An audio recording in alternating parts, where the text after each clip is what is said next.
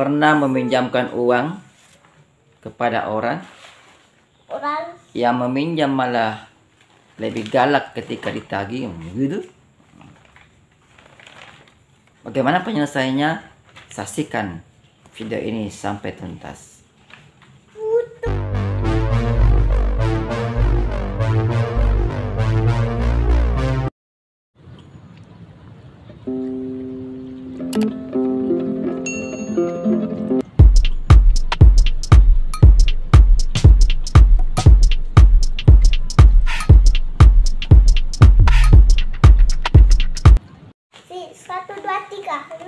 Assalamualaikum warahmatullahi wabarakatuh. Alhamdulillah alamin. Wassalatu wassalamu ala asrafil anbiya'i wal mursalin Sayyidina Muhammadin wa ala alihi wa sahbihi ajma'in. Sahabat dan budiman, berjumpa lagi dengan kami berdua.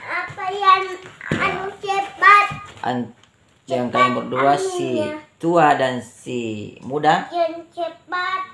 Di sini kita. Mbak, apa yang cepat unaikan? Kita bikin konten sama-sama. Si muda dan si tua yang masih ganteng, ya, lagi-lagi datang menyapa sahabat yang budiman dalam channel kesayangan Anda, dan tetap dalam acara yang sangat spesial ini. Yang bisa telur hewan apa? Yang pintanya adalah kami berdua, si kecil dan si muda. Sahabat yang budiman, ada subscriber yang pernah bertanya melalui email, dia kirim bahwa dia pernah meminjamkan uang kepada temannya, dan ketika dia menagih malah yang meminjam itu, orang yang meminjam itu lebih galak. Salah. Lebih galak, tidak mau membayar, bahkan marah-marah, ya, marah-marah, tidak mau membayar dan selalu banyak alasan, bahkan intinya lebih galak lah. Sahabat yang budiman, peristiwa-peristiwa seperti ini sudah lazim terjadi di tengah-tengah kehidupan kita bermasyarakat. Apalagi ini soal utang piutang, ya, pinjam meminjamkan uang, ya, pinjam meminjamkan uang. Terkadang yang meminjam itu datang ke rumah kita nangis-nangis, ya, memelas dengan wajah yang lusuh, ya, wajah yang memelas gitu loh, dengan mata yang berbinar-binar berkaca-kaca, meminta tolong agar dibantu memberikan pinjaman sedikit, ya, seperti itu biasanya. Tetapi ketika si peminjam menagih, ya, yang meminjamkan atau kreditur, ya, ketika si kreditur atau orang yang meminjamkan itu menagih orang yang meminjam atau si debitur ditagih,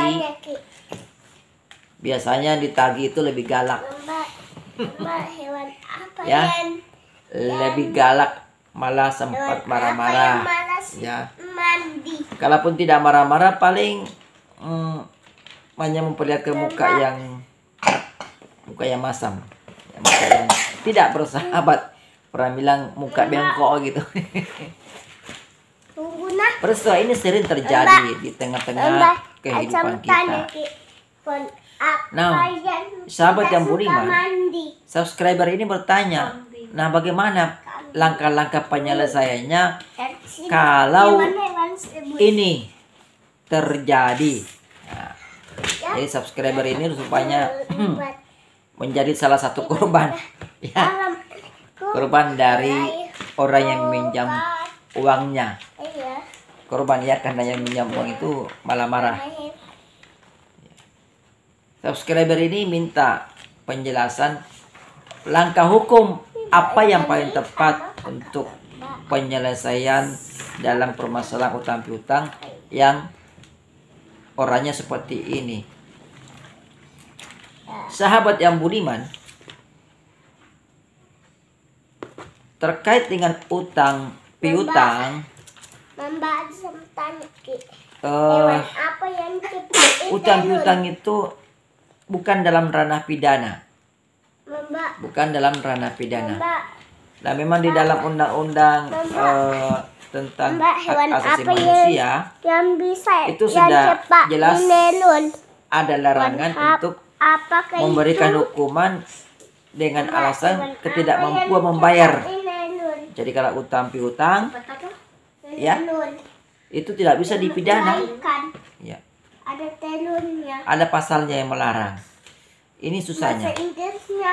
Jadi karena jalan pidana tidak bisa ditempuh, maka tidak bisa dilaporkan ke polisi. Polisi biasa menolak, itu bukan ranah pidana, bukan ranah kami, kata polisi. Ya, silakan selesaikan sendiri. Ya, karena memang seperti itu. Sejatinya hutang piutang itu adalah ranah perdata, sehingga pihak kepolisian memang ya tidak berwenang untuk menanganinya. Walaupun dalam kehidupan kita sehari-hari terkadang utang piutang itu ada juga yang dipidana. Ya, tapi itu sangat ya. Artinya secara umum bahwa utang piutang itu perdata dulu. Biasanya kepolisian meminta kepada pelapor itu supaya menyelesaikannya secara kekeluargaan dengan si debiturnya. Nah, kemudian karena langkah pidana tidak bisa kita penuhi, apakah ada langkah lain? Nah, ini ya, saudara yang bertanya ini subscriber saya dan sahabat-sahabat budiman channel Dr. Ari Tulung. Mari kita simak video ini sampai tuntas agar tidak gagal paham dan tidak sesat, ya, agar tidak menyalahkan siapa-siapa.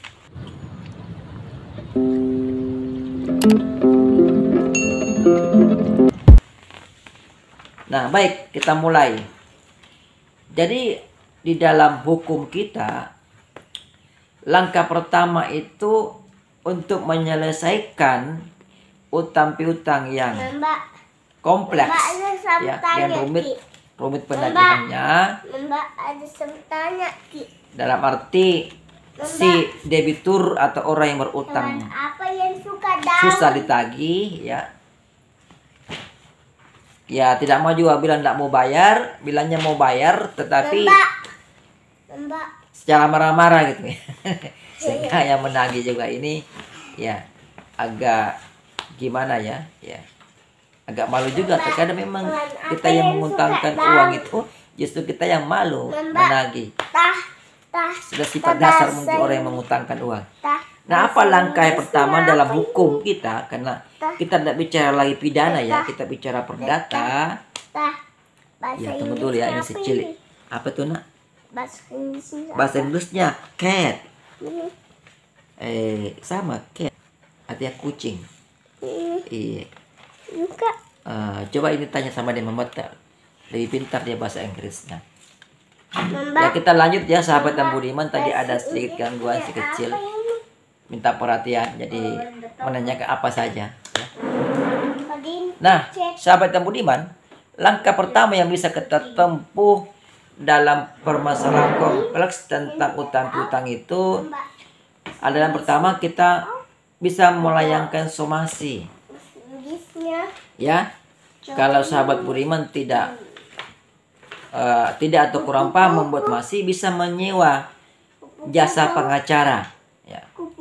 Jasa pengacara bisa disewa. Banyak ke pengacara. Di Kolaka ini banyak pengacara, ya. Sahabat budiman bisa menyewa. Ya, atau bisa menulis kolom, bisa menulis rujukan pengacara di dalam kolom komentar ini. Nanti saya kasih rujukannya, ya. Jadi pertama-tama buat dulu somasi, ya. Somasi atau bisa melayangkan surat kepada si peminjam untuk berunding, membicarakan secara kekeluargaan. ya secara kekeluargaan. Bagaimana penyelesaian, dan tentu itu kita butuh pihak ketiga. Saya sarankan gunakan jasa pengacara. Jangan langsung, karena biasanya kalau langsung kepada yang bersangkutan yang berutang itu biasa yang berutang malah tambah marah lagi. Jadi lebih bagus gunakan jasa pengacara. Nanti pengacara yang melayangkan surat agar yang bersangkutan mau datang ke kantor pengacara itu untuk membicarakannya. Itu sekaligus memberikan somasi, ya kan? Iya, somasi. Itu ya. Nah, langkah berikutnya, somasi itu biasanya sih dalam praktek itu 3 kali kita layangkan, lebih bagus 3 kali ya. 3 kali kita layangkan untuk membuktikan bahwa kita punya itikat baik. Itikat baik sudah memberikan peluang banyak, kesempatan banyak kepada yang berutang. Tetapi karena yang berutang tidak mau membayar, tetap tidak mau membayar, ya, maka kita lakukan langkah kedua. Langkah kedua itu baru kita masuk ke dalam pengadilannya. Di dalam pasal 118 HIR, di situ dinyatakan, diterangkan bahwa untuk suatu gugatan itu dilayangkan kepada ketua pengadilan. Jadi intinya di sini bahwa apabila ada hak seseorang, anggaplah yang mengutangkan itu punya hak ya. Hak yang mengutangkan itu tidak dipenuhi oleh yang berutang, maka dia boleh mengajukan gugatan atau permohonan kepada pengadilan. Permohonan agar pengadilan ya mau menyelesaikan permasalahan antara mereka. Nah, ini lagi-lagi butuh jasa pengacara. Ya, karena kalau tidak ada jasa pengacara, yang bersangkutan itu yang mengutangkan terkadang tidak begitu paham cara membuat gugatan ya. Sedangkan sarjana hukum sendiri kalau tidak terbiasa dengan membuat surat gugatan, tentu akan juga merasa istilahnya kurang pas lah ya, kalau bukan pengacara yang dipanggil untuk membuat surat gugatan. Jadi lagi-lagi menggunakan jasa pengacara. Nah, dalam membuat gugatan itu langkah berikutnya ya, supaya karena terkadang yang berutang ya, yang berutang itu ketika proses atau peradilan sedang berlangsung, terkadang dia mengalihkan harta bendanya. Ini harus terjaga, cegah. Nah, setelah melayangkan gugatan, kita juga harus membuat permohonan sita ke pengadilan supaya aset dari orang yang berutang ini itu dibekukan, disita oleh negara. Dalam hal ini pengadilan. Tujuannya apa? Supaya yang berutang itu tidak punya lagi kewenangan untuk memindahkan harta benda miliknya. Mengapa ya kita perlu membuat permohonan sita jaminan? Yang tadi sudah saya jelaskan bahwa supaya si berutang itu tidak bisa mengalihkan aset milik pribadinya. Yang kedua, supaya ketika kita sebagai penggugat dimenangkan oleh pengadilan, maka kita tidak menang di atas kertas saja, tetapi bisa mengambil pembayaran dari aset yang dibukukan tadi atau aset yang sudah dijaminkan tadi. Tujuannya jadi hanya jaminan agar kalau kita menang, ada kepastian bahwa kemenangan itu bukan di atas kertas saja, tetapi dapat dieksekusi. Gitu. Nah, ini langkah berikutnya. Langkah berikutnya, ini kalau sudah menang, maka kita lakukan eksekusi. Biasanya dalam praktek yang berutang itu tidak mungkin, bukan tidak mungkin ya, tapi ini peluang,